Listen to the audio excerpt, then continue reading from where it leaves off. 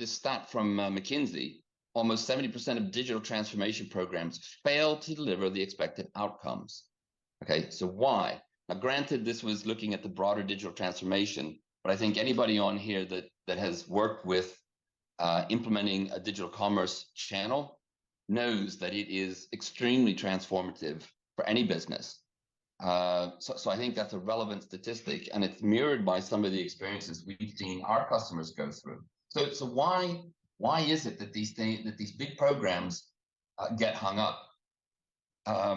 And we see there's really three recurring themes. One is this organizational, what I call misrepresentation. In other words, we may have a very top-down approach. The executive team may be, pushing their vision, but they're viewing it as often an IT project. Okay, and as anybody or all of you know who are involved in digital commerce, there are a lot of different internal organizations that need to work together to make this work successfully. So when you don't have the right organizational representation, you're not really going to get the expected outcomes. Another one that reason we see quite often is the strategy for digital transformations or digital commerce implementations are expressed as metrics instead of the desired impact that you want that channel to make. So example being, we want 2% revenue growth. Okay, there's nothing wrong with that. But what's the real impact that we're looking for? Well, we want to stop our customers from going to the competition.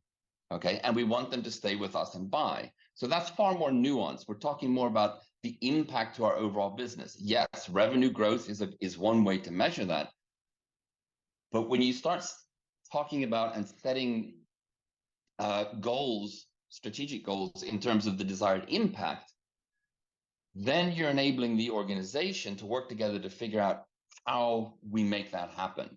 And I think the last theme that we see quite often is there's an unclear, what we call value enablement ownership. In other words, those systems or processes that we need to improve or create in order to really implement the strategic vision coming down from the C-suite, the ownership of those is often unclear. And if you don't have the ownership clear around those different moving parts, then that's going to lead to,